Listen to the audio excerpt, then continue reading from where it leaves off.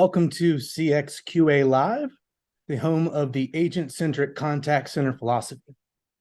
Every week we talk about how agents with the right training, tools, and connection with your company are going to be a revenue growth and protection center for your business.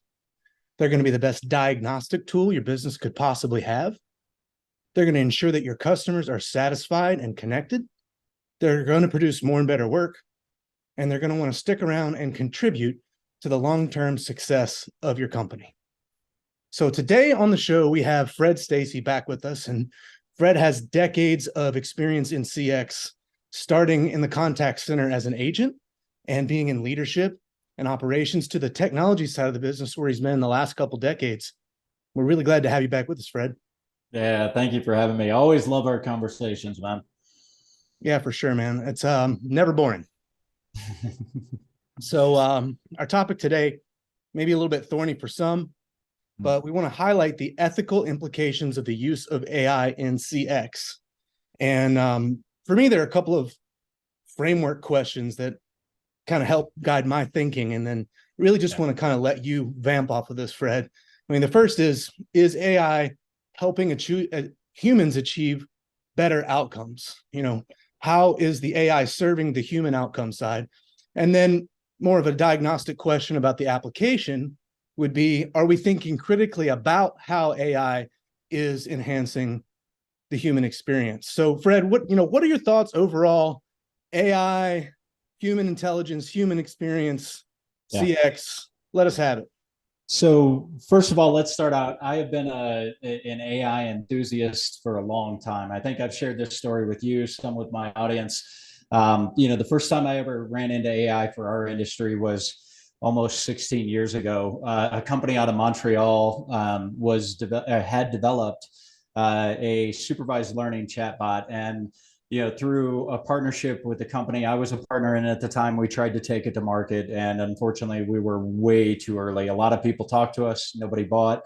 But I recognized at that point in time, I mean, we've always been KPI driven in contact centers, right? Even back to the EIS, green screen days, KPIs ruled the center floor, right? So we've always known data had value, but that kind of opened up my eyes to the potential access. Once we became able to analyze structured and unstructured data, I knew AI was coming. It was just a matter of time. So being a maximalist, being a true believer in artificial intelligence, I've been a cheerleader for a long time. However, I always knew in the back of my head, and we all do, right, from the movies, Terminator, that you could go on and on about the idea of what AI's potential risks are. We always knew something was there, but it was a long ways off, right? I think the last 5 months since Chat GPT became available, and it broke records for user count. I mean, 6 days to 1 million users. It's exploded into the scene. They went from GPT-3 to GPT-4 in record time, a whole new version, open APIs, and now allowing everybody to develop on it. And the speed at which it's developing is pretty crazy. My stance today is I think we have to have conversations like this as an industry and globally as a whole, for both, humans and artificial intelligence, and how we should use it, and maybe how we shouldn't use it, and be aware of how other people may actually utilize it for negative ways. It's definitely an interesting crossroads, I think, that we are at. And maybe you can just kind of shed a little background into your view of what this crossroads is and how we got here. So I shared some of this yesterday pre-recording, and we talked briefly this right before this, but I instantly, whenever I see something and I don't really know what direction it's going to go, I start doing research. And I spent a lot of time in particular on the industrial revolutions over the last couple of weeks, and you'll find that historians have all kinds of different views of when each happened and how, how it's progressed through time, right? But I wasn't looking at the infinite detail, although I kind of got sucked down that rabbit hole and went down the tube of looking at some of the details. I quickly zoomed back out because I'm a macroeconomics guy, and when in doubt, zoom out, right? So I found a great piece that kind of sat in between all of the historians and just kind of gave me some dates and information that I needed. And, basically we're 4 to 5, depending on who you look at, industrial revolutions in. I go with 5. So, what was fascinating to me is when you zoom out and you start looking at the time in between each of those events, right? And when they peaked. So the 1780s, the Industrial Revolution, steam power, right? 120 years later, Industrial Revolution 2.0 was mass production in 120 years, right? Long time in between those two. 3.0 was computer and automation, 70 years, in between the two. So we went 120, 70. Then in 2000, the internet age, right? The internet industrial revolution was 30 years. And then most recently in 2020, they say that they call it the human cyber physical systems, IoT, the cloud, and all of those things. And that was 20 years, right? So you got 120, 70, 30, 20. And I personally believe that where we exist today is, whether it's 5.5 in that industrial revolution as historians see it, or whether it's a whole new layer, artificial intelligence is pushing that boundary. And, we're talking about from 2020 to, 2023, that's 3 years, right? So we know that innovation is scaled and accelerated, and we accept that. I think, one of the things I shared with you that is concerning about this in particular revolution is that the speed in which it's having. So, when factories came out, all the people that worked in factories that did the jobs revolted, and there's a whole history lesson in every industrial revolution where people's jobs were impacted, but we always had time to make those jobs up, right? I think left to pure capitalism, this could move too fast for us to be able to make the changes and shifts in society to create opportunities for people to work. And that's a risk, right? I'm not a doomsday guy. You know me, I'm always positive. I'm just not. But at the same time, I'm a realist, and I do believe that capitalism almost always wins. And with that being said, that leaves us in an interesting spot where we have to start asking ourselves, with this particular technology, how far do we want to push the envelope? And there are great companies out there that I've talked to, even just over the last couple of weeks, including you, that are really taking this seriously and will not cross certain lines with artificial intelligence. And I think there are plenty of really smart people out there, and we can talk about Elon if you want, and the 1,500 other people really smarter than me who signed a petition, letter, document, whatever you want to call it, to slow things down. I think we're at a serious crossroads. CX, we've been involved in data. Artificial intelligence has been pushed to us for quite a while now. We're aware of it. I think we have an opportunity, and we employ a lot of people in this industry, right? It's over the globe. We have an opportunity to kind of take our own lead and make sure that, we're asking the tough questions and having the deeper conversations, because this time is different. Despite, I know it's in macroeconomics or in the markets, people always say it's the most dangerous words to say. It's this time is different, because they tend to not be. But I do believe this time is really different, just because of the speed and acceleration of not just innovation, but honestly, adoption. With the APIs and with the world and how we exist in the cloud, adoption rates of this stuff are going through the roof. No, I think you're right. I think there's a whole bunch of connections here that I'd like to slow down just for a second and unpack a couple things from what you said, because I mean, you basically just traced 250 years of technological innovation as it faces marketplaces, right? And so, Yeah. one dynamic that you alluded to several times in labor revolts and other things is the way that society mirrors the advancement of technology and the way that technology shows up in the marketplace that impacts societies because it impacts individuals, right? Yeah. So, one of the things that I think is really clear to me is not only have the industrial revolutions gotten closer together, but societal change has sped up to match. Oh yeah. Right? And you could make the argument that society is shaping the economy and the economy is shaping society at the same time. But I think one thing that we have to acknowledge is that the tools that we make us on some level. They shape Yeah. us. Yeah, they shape us, definitely. So if we think that we're going to introduce technologies that continually take away parts of what it means to be human functionally. Yeah. And I'm not getting into the deeper ethical question at this particular moment, but take away what it means to be human in a functional sense. In other words, we no longer have to do these repetitive tasks because we now have this AI bot that can do that task much more efficiently, and that frees us up to do other things. We need to make sure that the things that we're being freed up to do make us more human, and that the things that we're giving up are not things that are core to what it means to be human. And then I just want to make one quick connection here, because we do want to make sure that this is not just so ethereal and theory and hypothetical that we all walk out of here going, okay, so what does this have to do with the contact center and the agent?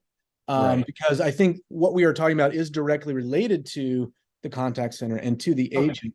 We've set a framework, right, for discussing how those things connect, but you specifically mentioned labor. And there was a recent article put out by Bill Gates where he referred to this shift in the use of AI and how it's different, in that essentially AI is going to be doing what we have considered white collar work, work that requires a certain degree of intellect in order to accomplish it. And we're talking about people that are well above median average of income, whose job functions can now be accomplished. We're going to talk about strong AI and some of the implications of the 6-month moratorium letter and all that here in a second. But we just saw an AI bot pass the bar exam, right? And so there are a lot of examples that are sort of like, so what's happening here? And in the sense of the labor markets, we talked last week with Corey about how there's definitely going to be a shift, where we may not see the total number of jobs massively reduced in the short run, but in the long run, we are going to see the number of jobs allocated to frontline sort of tasks go down. And so that means what is left for the humans to do, kind of, is the question in CX. Maybe you could just kind of share your views on that. Yeah. So first of all, let's talk about the agent, because that's what your cast is all about. That's what my podcast is for, is inspiring the next generation. So first of all, that's not going anywhere. Now, will the number reduce more based upon, what we've already seen from just the fundamental level of chatbots up to this point prior to LLM and generative AI advancements over the last 6 months? It was already reducing. We were already starting to see that come down, but the volume of calls that went to call centers last year, voice calls, actually increased. So this whole myth that, people are going to stop calling for support, you can just blow that up. Until the day that, maybe, everything is successfully solved by a bot, then we can all do it online, or maybe it auto solves it for us because it recognizes it through IoT. Until those days, the contact center, the agents themselves, we still need them. We absolutely still need them, because there are still plenty of examples where people just need to talk to a human. So again, going back to Gates' letter, or to his article, I think the white collar is coming, and we're actually already seeing the impacts. So in particular, we talked about this yesterday, developers, people who build, the technology that we run our centers on. Those developer jobs are high-end engineering jobs. You now have a artificial intelligence technology that can 10x a beginning developer. And so, I mean, there's clearly going to be an impact there. Now, a percentage of those will become QA people for the bots, as you and I talked yesterday. But in the end, those are white collar jobs that we talked about, the high, 6-figure earners. There aren't going to be as many jobs out there because companies won't need it. Now, the argument I have heard is people say, well, then software companies or individual companies are just going to put out more product releases because they're that much more efficient. Well, to go back to my statement earlier, capitalism always wins. There isn't a board or a C-suite that isn't going to look at the opportunity to reduce costs by that significant level that isn't going to take advantage of it to some level. And we've seen that just from Elon and Twitter's layoff leading to the rest of Silicon Valley because it's popular and it drives stocks. Well, everybody says, well, that's publicly traded companies, right? Because that's their world. They get driven by the stock market and by investors. And efficiency gains, of course, and reduction in cost is a great thing for stock value. So, fair enough. That's what we visibly see. But I mean, how do you account for all the other non-publicly traded VC-backed companies that have done layoffs, even when they're profitable? Because people recognize that they can. It's a tough choice. I mean, this is the reality we live in now. So we talked about other things, but I mean, let's stay focused on the contact center. So the ability to just look at like voice analytics, a simple, or not simple, it's kind of complex when you get down in the weeds, but a tool that has been available for a while, that is deployed pretty heavily already in the marketplace. I think we can all say that, we've seen variations of voice analytics being deployed. Its ability to analyze 100% of all interactions, voice, text, email, chat, yada, yada, definitely makes it a lot more efficient. Now start automating the scorecards, which we already have. Then you start automating the delivery and the recommendations of improvements. And then you get into, agent assistant tools. Now, all those things make agents better, right? That isn't getting rid of agents. So again, we're going to need people on the front lines, answering calls, chats, emails. That isn't going away. I think where you'll see is QA and supervisors and managers will be able to multiply their ability to coach, train, lead, individuals on the floor. We'll see some variations in that. I think on the technology side in our industry in particular, we're going to see some consolidations. We're going to see some companies that can't make their next round of funding because it's they're going from 25 times revenue to 5 times revenue. And they're stuck. So there'll be some consolidation out of all of this, but in the end, contact center is not going anywhere. But it is going to significantly change. I mean, I think that's a good summary. I think that's a really good summary, Fred. We've got a great comment, in the chat about the need to adapt, the need to become smarter as an employee, as an agent, as everyone in the food chain, if you will. I think the idea would be that in the short to medium term, there's just a correction coming. Yeah. Right. And the nature of that correction, hopefully, is exactly that the individual looks at themselves and their career path and their place within the marketplace and sees an opportunity to grow. They see an opportunity to rehome themselves, if you will, to a different type of role, to where the ethical use of AI makes them more valuable. Yeah, along with all the other tools and training that are out there. That they can actually, pivot in some way, reskill, translate who they are, how they operate within the business. Another thing that I'd like to point out here is, for a very long time, and you're an example of this, Fred, people who start their careers as agents in a contact center learn about the nature of business from the front lines. They learn about what's broken in the backside of the business in some really unique ways because they're the ones that have to explain it to the customer. And then they are now uniquely positioned to grow into other types of roles should they have that view of themselves, and should the mentors and leaders in their paths see them that way and equip them that way and guide them that way. And so, we're not necessarily saying the global economy needs the same number of agents or percentage of the population operating as agents. As a matter of fact, I would argue that there are a great number of, especially in the global outsourcing community, agents that are not providing for themselves even the most value and satisfaction in their work that they could, but it is a potential entry point and pivot point to more fulfilling work, more valuable work, and work that for them, when they are seen as more valuable by their organizations in other types of roles, can really honestly put humans further ahead. Yeah. Well, I mean, I agree with that. I mean, contact center journeys, the whole point of the podcast is to inspire the next generation. I mean, I've talked about it a lot, the contact center MBA program, right? Where else in any other industry, and I've never found one, and I'd love somebody to prove me wrong, but where else can you be directly in charge of 10, direct reports and 1,000 indirect reports at sometimes in your 20s, early 30s? I mean, that most companies don't get to that size, let alone learning the dynamics of KPI management, people management, HR, all the processes. I think the contact center is the perfect breeding ground for leaders.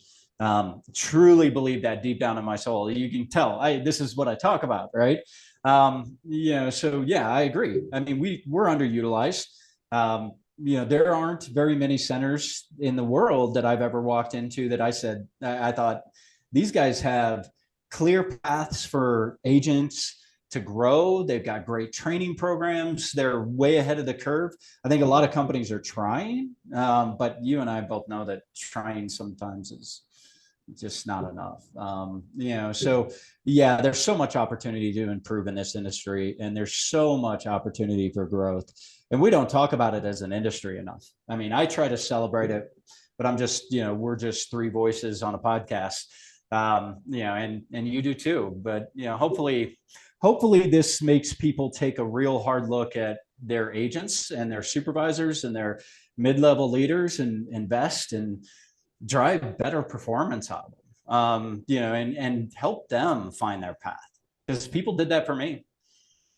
Yeah, it's important that we see all of that, but I also would argue that the crossroads that we have with AI and macroeconomics and society are going to force companies to take one of two paths: either the reduction of workforce, cut costs only path, or some hybrid where we are thinking in terms of increasing employee value and career path while reallocating that labor dynamic. And I think we could, last week's entire episode was spent talking about labor dynamics with Corey as it relates to HI.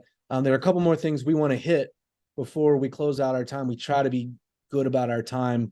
I know we could go for hours, but real quickly, Bill Gates mentioned the concept of strong AI, very vague concept, right? It's this idea that there's something out there in the works or on the fringes of the AI development that has a power and a strength and a sense of autonomy that we need to be aware of and that requires government regulation. Maybe you could just spend 30, 60 seconds reflecting on that and how that relates.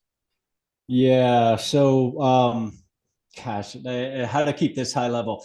So essentially, Chat GPT, this is something everybody's pretty much played with Chat GPT one way or another, or they've seen somebody play with it and create prompts, yada, yada, and you get displayed a generative AI answer, right? Somebody out there is taking the guardrails off of that and does not have that interface on the front end controlling the outputs. And we've already seen the outputs are skewed. The AI lies. It comes up with false data. We've already seen that, right? But people out there, because they're trying to rush to have the best algorithm and the best LLM, and the ability to push boundaries. And we've already got Auto GPT, which is bots talking to bots. But I mean, I think there was a research paper or something put out like 5 years ago. I don't remember. I'm gonna have to go look it up now. But there was two bots that were designed to communicate with each other, and they started to create their own language. And the engineers no longer knew what they were talking about. And that was years ago. So there are people out there that are going to take the rails off of this thing, and let it run. And that's where government regulation is gonna have to step in. But how do you? It's basically like saying we're going to regulate the internet. I mean, Yeah. good luck with that one. I don't know what to say. We're in a sticky spot, man.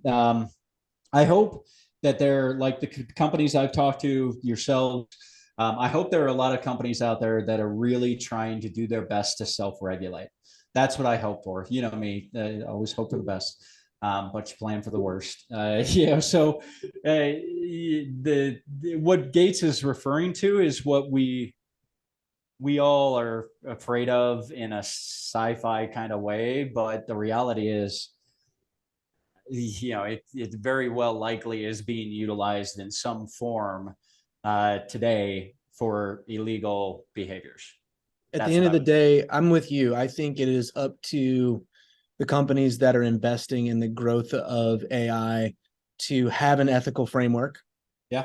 And to create an environment where those that might operate without an ethical framework are seen for what they are, and to create market dynamics that have negative implications for those companies that do not keep an ethical framework around the development of AI. And honestly, we're not talking about the Matrix happening next week. We're not talking about, all the fear mongering. That's not what we're talking about. No. In the ultimate sense, we're talking about, let's have a better conversation. Let's have a conversation that is realistic. Let's have a conversation that is productive. And I would just argue one place that we can see that and evaluate that right now in CX is in the way that software vendors are marketing their AI solutions. And honestly, it's a little sketchy out there. Yeah. I've talked about this. I would love to see more regulation, but I just to go back to something you said, I don't just believe financial ramifications to the companies that are developing these tools is enough. Look at banking, look at our history. I think you need individual C-level people also held responsible. And that's a difference in what we've been willing to do legally, to a point, right? Insider trading, stuff like that, we do go after those people. But again, it's the internet, right? So, I mean, we can only control our patch of the earth, and it's not that hard to create a VPN. So anyways, I wanted to put that out there. Not that there are a lot of regulators probably watching a contact center show, but I mean, to me, it's got to be more. It has to be more than what we've done today with this scenario, because let it run amok, like you said, not Matrix. It's not that far of a stretch to create a bunch of web pages and then send out a bunch of bot emails, analyze the emails, understand how to do better phishing, and hack a bunch of people's bank accounts with AI. That is absolutely doable today.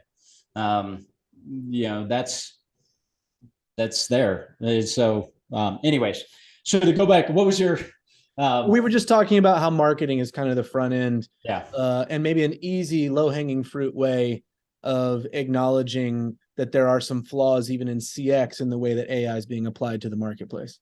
Yeah, well, I mean, first of all, everything is .ai now. I mean, every company is converted to .ai, or says they have AI, and they do. I mean, I'm not saying that they don't, right? But I think we as also the consumers need to get really educated. The difference between I'm plugging into an NLU, NLP, LLM of Google, of Microsoft, of these other players, right? And that is what is defined as AI. However, I'm still doing branch logic routing, in the back end. You're still technically leveraging AI, but you're not developing it. I think there's clearly a lot of that in the space, because that's what boards and executives are pushing. What is our AI strategy? What are we doing? And then executives get pulled in and they're running CX, and they're not an AI expert, and they're just really assigned to do something and solve a problem and give a strategy. It's a tough place, again, because of the speed of innovation. It's a hard place to be, man. I mean, to be a good educated buyer in today's technology landscape. I mean, hell, there were last year 200 plus CX or CCAS, contact center as a solution, or as a software. Yeah, as a solution. Sorry, the omni-channel platforms. Let me put it simpler. There were over 200 of those just in North America. Selling to the market. It's a complex world. I mean, it's hard to get down into the weeds. I would love to say that we could put a call to action out to the market to get everybody to speak, truth in marketing. But that's not going to happen. I mean, people are going to push whatever buttons they can to get the meetings. We just have to really become really educated, at least to be aware of who the actors are. But I think that just pushes more people to the Gartner Magic Quadrants and the different companies that analyze the bigger software vendors, right? No, I think you're right. I mean, I would just say that we have to take, as individuals within a company and as individuals that lead companies, a responsibility for the technologies that we employ and the way that we evaluate, not purely on the basis of a marketing buzz or a market dynamic where everybody assumes you have to have a certain type of technology in order to be successful. And I think, we probably uncovered 11 topics during our time today that could all be 30 minutes. And so, let's not forget that. Let's come back. Let's do more, Fred.